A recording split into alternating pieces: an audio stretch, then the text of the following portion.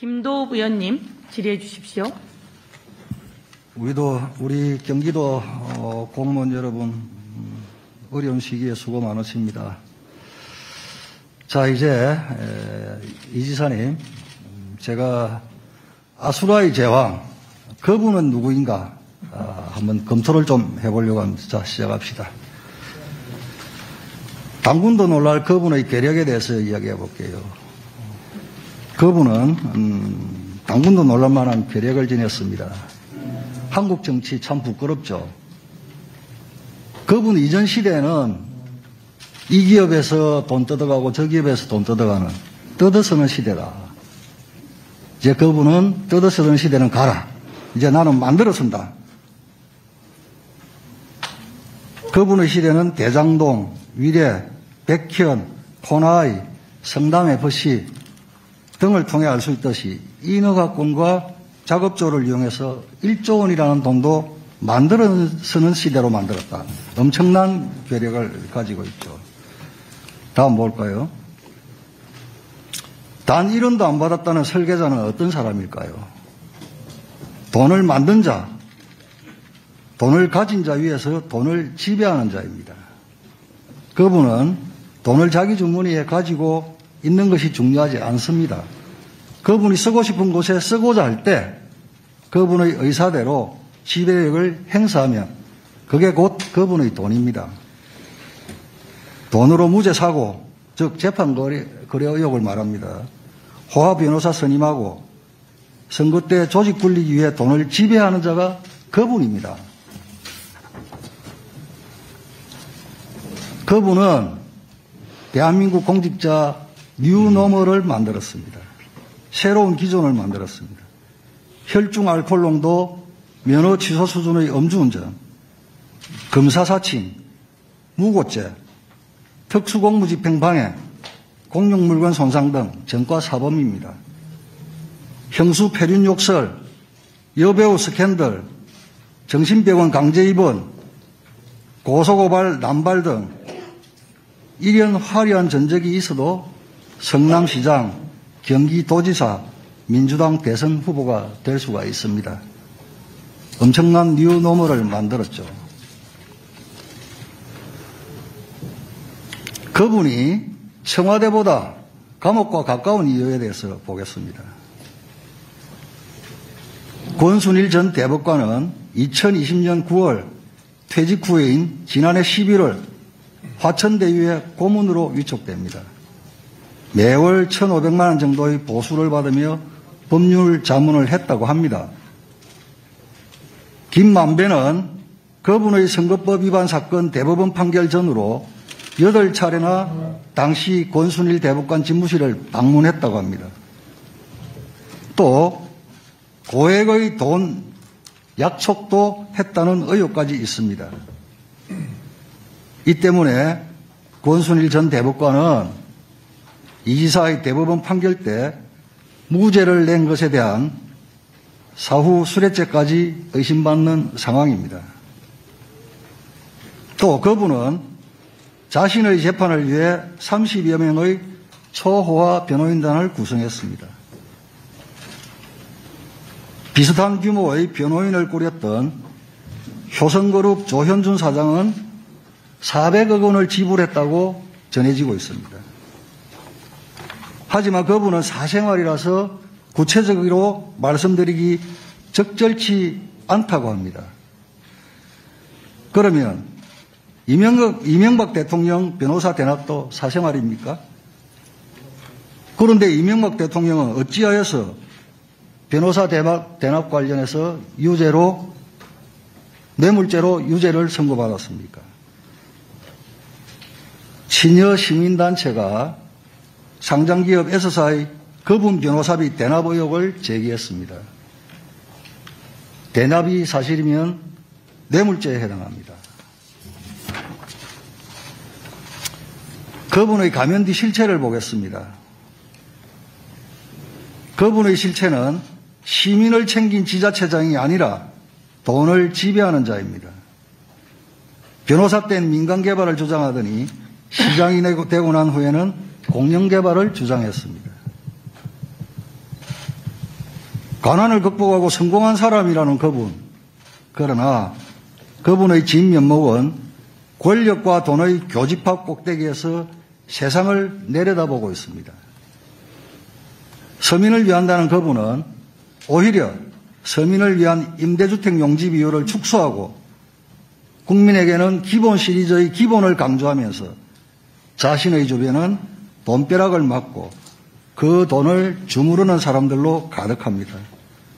그분의 승승장구는 앞으로 우리 아이들의 교육에 준법과 도덕이라는 가르침은 없애야 하는 시대가 될 것이라는 점을 의미합니다. 이기면 무법도 법이 되고 무도함도 예가 되고 폐륜도 출세할 수 있는 시대가 될 것입니다. 막 살아도 권력만 주면 된다는 교훈을 우리 아이들에게 가르칠 수는 없습니다. 지금의 자리도 그분에게는 온당치 않습니다. 앞으로도 이런 이상현상이 반복되어서는 결코 안 됩니다. 특검 거부로 그분이 누구인지 인정되었습니다. 오죽했으면 여의도 옆 대나무숲 민주당 보좌진의 외침입니다. 우리 당 60년 역사 김대중 노무현 문재인을 대통령으로 배출한 당에서 이런 사람이 대선 후보라니 나 솔직히 참담하고 창피하다. 음주운전의 전과 사범이 회관 인턴으로 지원했다 치자 어떤 의원실이 그런 직원 받을까? 당연히 그런 수준의 이력은 일반 회사의 원수도 못 낸다. 보통의 인생이면 일반적인 사람이면 최소한의 인격 수준을 갖출 생활인이라면 그런 욕은 알지도 못하고 남에게 할 생각도 못한다. 내가 욕한 게 아니야. 집권여당 대선주자 말씀이야. 너무 참담했다. 누가 알아볼까 봐 자리를 얼른 피했다. 이 태행이 우리를 어디 이 민주당 보좌진의 여침에 대해서 지상이 답변합니다. 네, 제가 먼저 이렇게 발언할 기회를 주신 점 감사드립니다. 우선 제가 네. 잠깐 질문 중에 아까 이해식 의원처럼 주고받으시면 답변을 또 그렇게 하시고 또 그 간사님하고도 말씀을 나눴지만 또 쭉 그 질의를 하시고 또 일정 정도 답변을 하실 시간은 일정 정도는 조금 보장한다 이렇게 이야기를 했습니다. 그래서 그 네. 일정 정도 그 답변을 말씀하실 수 있도록 그렇게 하도록 하겠습니다. 네, 네. 우리 잠깐만 여기 비행기가 지나가고 나면 예. 네.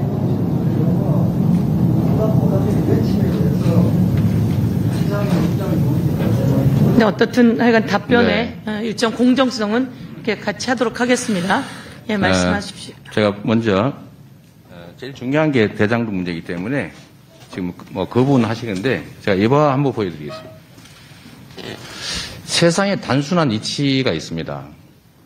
누가 도둑이냐 이렇게 얘기를 하면 도둑을 작물을 가진 사람이 도둑인 게 맞습니다. 자, 이거 질문에 있던 겁니다. 예, 답변하십시오. 질문에 저기 있던 겁니다. 질문하셨고 지난번에도 그런 게 있어서 일정 시간은 아니 그렇게는 이게 국정감사가 의원님 아시고 계시겠지만 일정 정도 답변 들으시고 난 다음에 이야기하시죠. 우리 김도부 의원님 얘기하실 때도 다 들었으니까 좀 듣고 나서 시간은 어떻든 좀 배분을 할 테니까 그렇게 하시죠. 예, 우선 조금 기다려 주십시오. 예, 말씀하십시오. 예. 그리고 부정부패의 주범은 돈을 받은 사람입니다. 이 말씀 드리고요. 돈을 준 사람은 이지사님 죄책감이에요.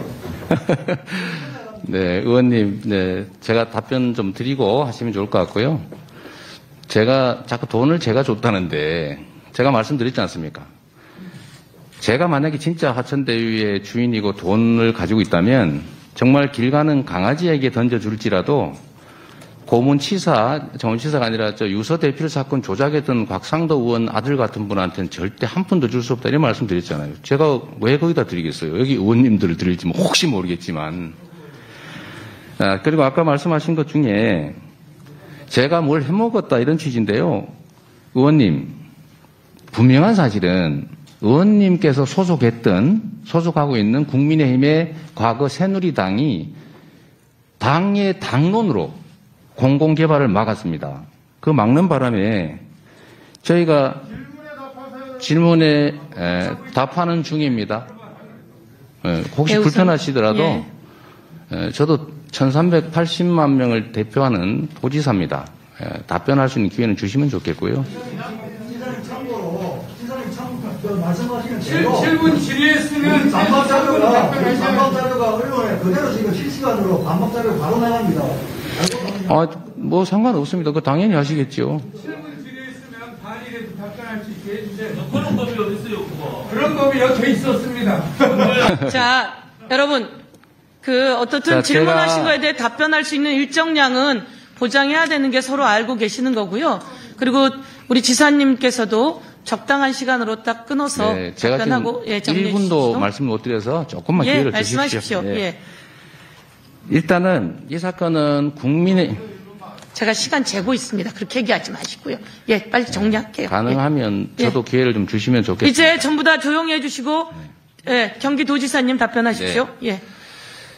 이 사건은 명백하게 국민의힘이 공공개발을 못하게 막았고 국민의힘이 그 동생이 뇌물 받아서 민간개발 주장했고 국민의힘 국회의원이 LH에 국정감사에서 압력 넣어서 LH의 공공개발 포기시켰고 성남시가 제가 공공개발하려고 했을 때 무려 4년이 넘도록 다수 의석을 활용해가지고 공공개발 막으면서 민간개발 강요했고 이 개발 이익을 차지한 민간업자에게 어떤 형태든 금전적 이익을 나눈 건 다 국민의힘 소속의 국회의원 또는 국민의힘이 추천한 국민의힘에 가까운 검찰 출신 변호사들 이런 분들입니다. 그리고 저는 말씀드렸다시피 아까 그 개발 이익 규모를 한번 보여드리면 좋겠는데 최대 1조 원에 이룰 수 있는 이 개발 이익을 100% 환수하려고 했고 그거를 못하게 막았기 때문에 그나마 절반 또는 70%라도 환수한 게 이 사건의 진실입니다. 그리고 아까 말씀하신 중에 설계 얘기하셨는데요. 그럼 다음에 하겠습니다. 그런데 예, 이때가 이렇게 지금 말씀을 예, 조금 더 하시고 네네. 지금 이제 한 2분 정도 했거든요. 그러니까 43분에 시작해서 46분 시작했는데 지금 아까 이제 주고받은 얘기 있어서 2분인데 예. 네. 그럼 정리하시겠습니까? 아니 그러면 하나만 좀 더 예, 하겠습니다. 그렇게 하고 정리해 네. 주십시오. 예.